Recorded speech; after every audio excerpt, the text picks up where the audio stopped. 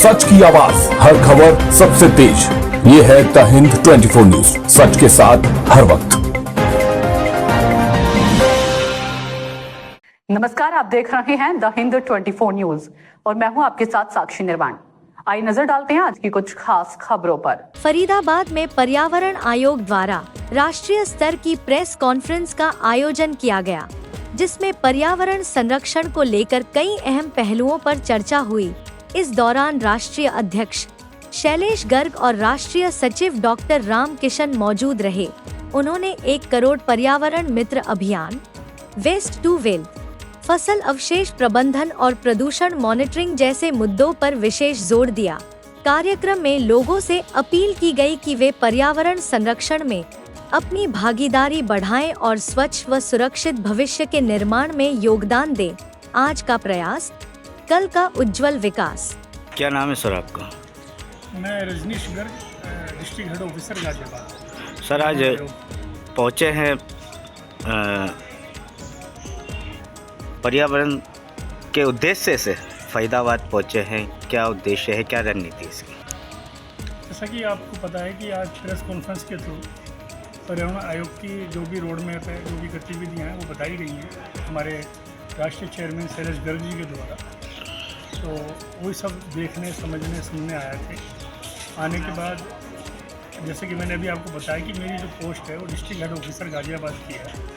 तो हमारा जो अपना रोड मैप है, जो हमारा टारगेट है वो एनवायरनमेंट को लेकर है।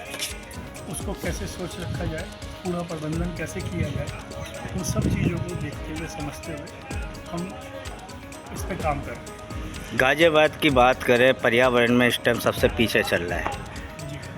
उसको किस तरह से आप देखेंगे, कैसे मेंटेन करेंगे, क्या ग्राउंड हो रहेगी? पिछले 15 साल से दिल्ली एनसीआर की स्थिति बद से बदतर होती जा रही है एनवायरनमेंट को लेकर। उसको लेकर बहुत सारी चीज़ें करने की ज़रूरत है। सरकार और एडमिनिस्ट्रेशन अपने लेवल पे बहुत प्रयास करते हैं, लेकिन मेरा पर्सनली मानना है कि जन भागीदारी के बिना इसको सुधारना पॉसिबल नहीं है। हमें जन भागीदारी की बहुत इसमें ज़रूरत रहेगी और हम अपने इस रोड मैप में हमने एक पॉइंट और शामिल किया हुआ है कि लोगों को हम अवेयर करेंगे कि आपको किस तरीके से अपने एरिया को, अपने घर को, अपने आसपास के इलाके को साफ रखना है, स्वच्छ रखना है और उसी जन भागीदारी के थ्रू ही ये जो बद से बदतर स्थिति है उसको सुधारा जा सकता है। क्या नाम है सर आपका? मेरा नाम देसराज चौधरी है। आपको पलवल डिस्ट्रिक्ट का जिम्मेदारी दी गई है, किस तरह से निभाएंगे पर्यावरण को लेकर? पर्यावरण आयोग की जिम्मेवारी, सबसे पहले तो मैं हार्दिक धन्यवाद करता हूं अपने पर्यावरण आयोग के राष्ट्रीय चेयरमैन भाई शैलेश गर्ग जी का, जिन्होंने मुझे पलवल जिले की पर्यावरण आयोग की जिम्मेवारी DHO के रूप में दी है। और आज हमारे हरियाणा प्रदेश के जो चेयरमैन की जिम्मेवारी बड़े भाई उमेश पाटिल जी को दी गई है। मैं अपनी पलवल की पूरी टीम की तरफ से उनका हार्दिक आभार व्यक्त करता हूं और उनका स्वागत, वंदन, अभिनंदन करता हूं। रही पलवल की बात कि पलवल को हम प्रदूषण मुक्त कैसे बनाएंगे, सबसे पहला हमारा अभियान चलेगा। हम गांव-गांव के अंदर लोगों को अवेयर करेंगे, जागरूक करेंगे कि अगर हवा शुद्ध नहीं रहेगी और पानी शुद्ध नहीं रहेगा तो लोगों का जीवन भी अशुद्ध हो जाएगा। इसलिए वो पेड़ पौधों को न काटें और पेड़ पौधों को ज़्यादा से ज़्यादा लगाएं। चाहे बच्चे का जन्मदिन हो या शादी की सालगिरह हो, हम लोग वहाँ पर लाखों रुपए खर्च कर देते हैं, लेकिन एक 10 रुपये का पौधा नहीं लगा सकते। तो मैं वहाँ कोशिश करूँगा कि हर महीने लगभग हम 500 पौधे हर महीने धरती पर लगा पाएँ। ऐसा मेरी पलवल टीम पर पूरा भरोसा है। पलवल जिले को पूर्ण रूप से हम प्रदूषण मुक्त बनाने में पूरी भूमिका निभाएंगे। दूसरा, मेरे एक साथ में सरकार के साथ मिलकर के मेरी एक और भी है कि सरकार की सड़कों के साथ साथ बहुत सारे मील खाली पड़ी होती है, उसमें पौधे नहीं होते हैं। अगर मैं लेटेस्ट जिक्र करता हूं तो पलवल से अलीगढ़ रोड पर निर्माण का कार्य कर रहा है, तो सरकार ने निर्माण का कार्य किया है तो स्वाभाविक है सड़क चौड़ीकरण हो रहा है तो पौधे कटने हैं। तो वहाँ पर जब वो पौधे थे तो हमारे वहाँ का AQI जो इंडेक्स में था वो लगभग 130 था। जिस दिन से वो पौधे कटे हैं और हमने नेट पे देखा तो हमारा वहाँ का AQI 250 पे पहुँच गया।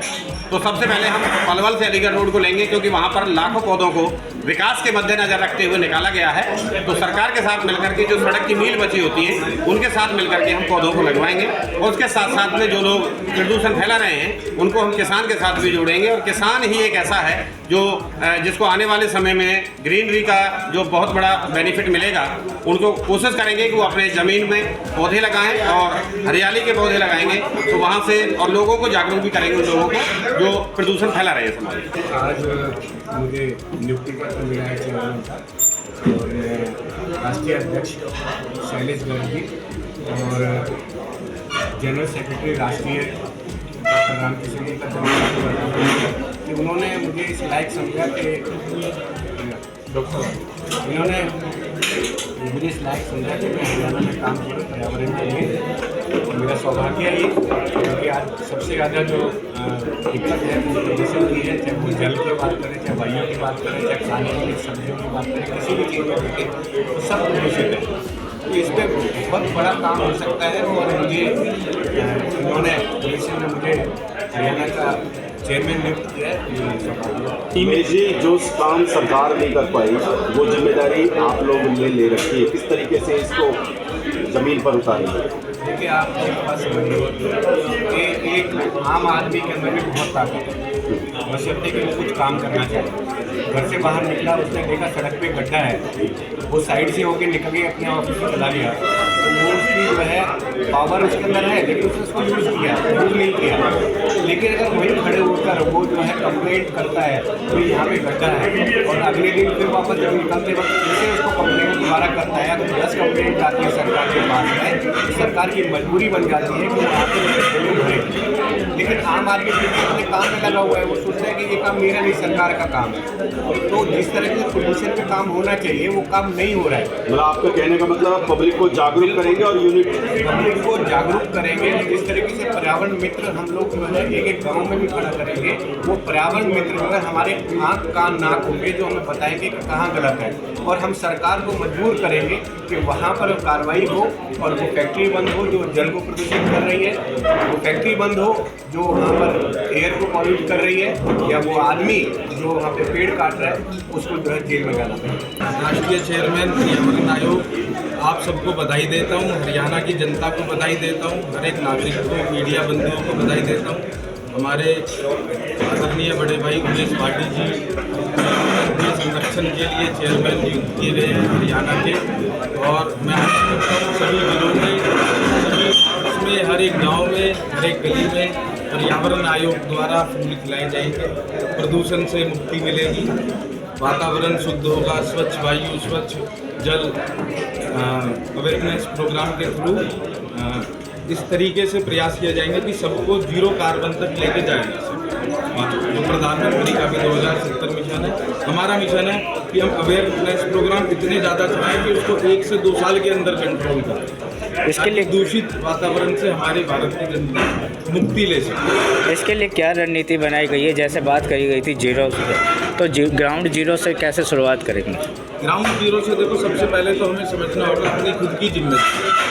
हमें सबसे पहले प्लास्टिक और दूषित वाटर को, सबसे पहले प्लास्टिक को रिसाइकल के माध्यम से, सबसे पहले तो यूज ही ना करें तो बहुत अच्छा है, अगर यूज में आ भी नहीं है कहीं पे तो रिसाइकल के माध्यम से उसको सही जगह पहुँचाया जाए, जिससे मैनेजमेंट उसको नया रूप दे सके, वो मिट्टी में, पानी में कहीं इन्वॉल्व ना हो। दूसरा, पानी में जो हम पानी पी रहे हैं केमिकल ट्रीट करे बिना वाटर को ना डाला जाए, जिसके लिए हम अवेयरनेस प्रोग्राम साथ में प्रशासन के अधिकारियों से हम MOU करेंगे कि किसी भी प्रकार की ऐसी इंडस्ट्री जो विदाउट ट्रीट वाटर को वापस वाटर बॉडीज में जाने से रोक।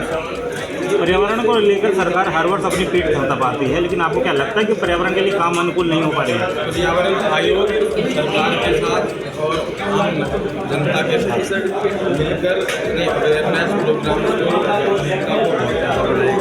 साथ में जहाँ जहाँ बहुत ज़्यादा प्रदूषण फैल रहा है, चाहे वो पानी का, एयर का, किसी प्रकार का है, उसको अपने पर्यावरण मित्रों द्वारा, अपने सदस्यों द्वारा मीडिया के माध्यम से कंट्रोल किया, उनकी कंप्लेंट दी जाएगी, उनको बंद किया। देखते रहिए द हिंद 24 न्यूज।